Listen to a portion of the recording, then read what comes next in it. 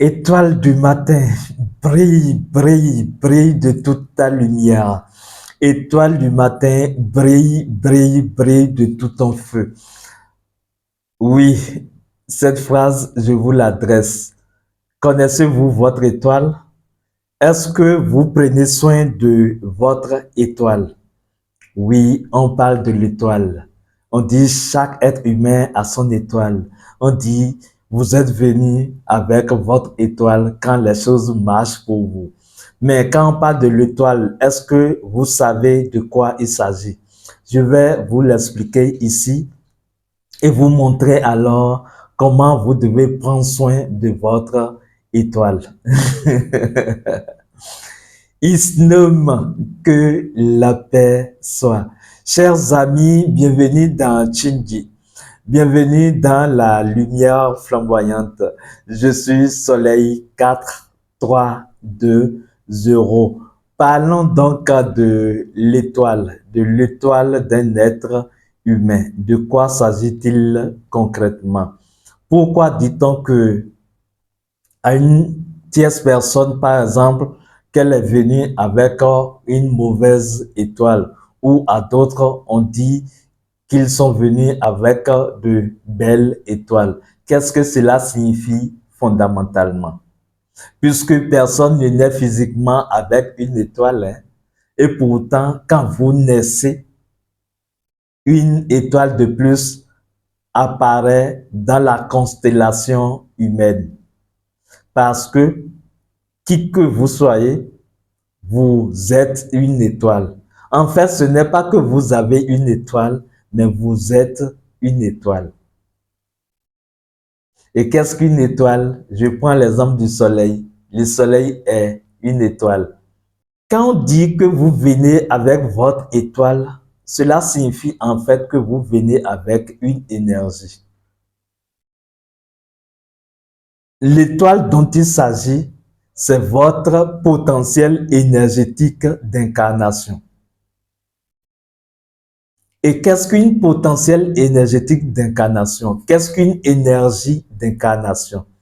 Votre énergie d'incarnation est en fait la résultante de vos incarnations passées, de vos vies antérieures, puisque vous êtes d'accord avec moi que on ne vit pas une seule fois. L'âme est un voyageur qui va et qui revient.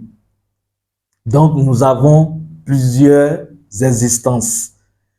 Donc, ce que vous avez été de par le passé, dans vos incarnations passées, c'est sa résultante plus une once de lumière qui détermine votre étoile ou votre énergie d'incarnation. Et donc, l'énergie d'incarnation, c'est l'énergie que vous avez ramenée des incarnations passées. Puisque avant de vous incarner, l'âme fait quoi? L'âme mobilise ses acquis des incarnations passées sous forme énergétique, sous forme d'information, mémoire dans les 4 éléments. Et c'est cette information qui va d'ailleurs façonner le corps de l'individu. Tel que vous êtes physiquement, c'est votre énergie d'incarnation et donc votre étoile qui a façonné même votre corps physique depuis le ventre de votre mère. L'énergie d'incarnation a été là, votre énergie d'incarnation, et a veillé à la construction de votre corps physique. Ce qui fait que des gens peuvent naître même avec des infections ou avec des affections. Les gens peuvent naître avec des déformations ou avec des qualités. Tout ça vient de leur potentialité énergétique d'incarnation. Et donc, quand vous naissez, qu'est-ce qui se passe? Vous ne pouvez pas naître sur la terre sans un contrat entre vous et la terre. Et donc, qu'est-ce qui se passe? Quand vous naissez, la terre reçoit votre énergie d'incarnation. Tant que l'énergie d'incarnation de quelqu'un n'est pas ancrée dans la terre et donc n'est pas allée dans le noyau de la terre, puisque vous êtes une semence, votre énergie est sémée dans le noyau de la terre. Sans ça, Si votre énergie ne tient pas bon dans le noyau de la terre, vous ne pouvez pas vivre sur terre. Tout ce qui vit, qui se déplace sur terre, tout ce qui vit sur terre a son énergie potentiellement ancrée dans le noyau de la terre. C'est d'ailleurs pour cela que nous disons que de la même façon que les gens sont des habitants de la terre, de la surface de la terre, de cette même façon, ils sont des habitants du sanctuaire. C'est-à-dire qu'ils sont des habitants du noyau de la terre. Parce que tant que la terre ne reçoit pas, ne réceptionne pas votre énergie d'incarnation, il vous serait difficile de vivre sur terre. Mais quand l'énergie d'incarnation va s'ancrer dans la terre, alors vous vivez sur terre correctement. Donc, votre énergie d'incarnation, c'est cela qui est encore appelé votre étoile. Et donc, si vous venez à vous incarner avec une énergie lourde, compte tenu de vos existences passées, liées à vos charges karmiques, on dira alors que la personne est née sous une mauvaise étoile ou bien l'intéressé à une mauvaise étoile. Tout comme si quelqu'un vient avec une bonne potentialité énergétique d'incarnation, on dira qu'il est venu avec une belle étoile. Et si quelqu'un chôme jusqu'à ce qu'à un moment donné, il commence pas à réaliser, on va dire que son étoile a commencé par briller. Parce que cette étoile, c'est l'énergie. D'ailleurs, l'énergie est une étoile. Parce que l'énergie rayonne, l'énergie brille. Ce que fait l'étoile. Mais jusque-là, ce n'est pas le nœud. Le nœud, ce qui est important ou la bonne nouvelle, c'est que nous parlons de potentialité énergétique et non pas de fatalité énergétique. Ce qui implique qu'on peut travailler son étoile, on peut travailler son énergie d'incarnation, puisque c'est une potentialité, c'est une possibilité.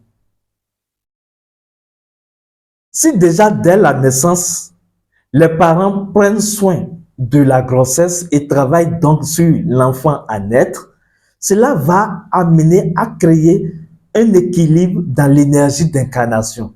Donc, l'étoile de l'intéressé, de l'individu à naître serait en train d'être corrigée pour mieux briller. Et donc, l'individu vient avec une bonne énergie et il déploie cette énergie-là, où la Terre garde cette énergie et progressivement, des portions de cette énergie vont se déplier, se manifester. Vous voyez, ce qui explique clairement et justifie clairement que on peut agir sur l'étoile de quelqu'un. C'est en cela qu'on parle de vol d'étoile. On peut voler l'étoile de quelqu'un. Quand on vole l'étoile, ce n'est pas qu'on vole physiquement l'étoile réellement, mais on peut voler les bénédictions de quelqu'un, d'un enfant qui naît même. Oui, bien sûr. Ou on peut ternir l'image ou ternir l'étoile de quelqu'un, d'un enfant qui naît. Oui, les sorciers peuvent le faire en nous faisant des applications déjà dès la naissance ou même dans l'état, au niveau de l'état fœtal de l'enfant, on fait déjà des pratiques pour l'empêcher de progresser. Parce que, vous savez ce qui se passe? Quand vous naissez dans une famille, ceux qui savent lire dans l'astral, que ce soit les sorciers maléfiques ou les êtres de lumière, peuvent déjà ressentir l'énergie et donc l'étoile de l'enfant qui est en train de venir dans la famille. Les sorciers maléfiques voient déjà, ils ressentent déjà l'énergie de l'enfant que une mère porte en son sein. Et ils peuvent se dire, attention, avec cette étoile-là, cet enfant risque d'accomplir de grandes choses dans la vie. Ou on voit même la destinée d'un enfant depuis même le ventre de sa maman. Et donc, si le sorcier est jaloux il va dire, attention, moi, mes enfants n'ont pas de cette énergie. Et lui, il vient déjà avec cette étoile d'accomplissement des choses. Il faut qu'il fasse des pratiques alors pour l'empêcher d'évoluer. C'est de là que ils peuvent jeter des sorts, des voiles pour ternir cette étoile avant même que l'enfant ne naisse. Et donc, on crée alors, c'est comme un virus hein, qu'on introduit dans l'énergie, dans l'âme de l'intéressé, et alors l'enfant va continuer par grandir avec ce déséquilibre énergétique, ce qui va l'embêter dans son existence. Ce qui fait que quand vous êtes parent, par exemple, vous devez protéger l'étoile de vos enfants, de vos progénitures. C'est très important. Vous devez mettre assez de lumière dans l'étoile de l'enfant. Et nous avons donné une technique dans la formation, le corpus synoptique de l'âme, parce que quand nous donnons les techniques comme ça, nous voulons que les gens travaillent sur eux-mêmes, fassent les choses par eux-mêmes. Nous voulons leur souveraineté spirituelle. C'est pour ça que nous avons mis des formations à disposition, des formations que vous pouvez suivre pour faire les choses par vous-même et donc mettre de la lumière dans votre étoile, redynamiser votre étoile de vie et alors faire briller également l'étoile de vos enfants, puisque c'est des pratiques que vous pouvez faire à vos enfants également. Vous devez invoquer la terre, demander à la terre de faire surgir votre énergie d'incarnation et vous prenez cette énergie d'incarnation, vous retoilettez votre énergie d'incarnation, vous mettez de la lumière dans votre énergie d'incarnation et vous amplifiez les valeurs que vous souhaitez avoir, les qualités que vous souhaitez avoir. Vous mettez ces qualités dans votre énergie d'incarnation et vous recevez la chose. La technique est vraiment waouh. Et si vous voulez de cette technique, on ne peut pas la donner ici. Suivez la formation, le corpus synoptique de l'âme.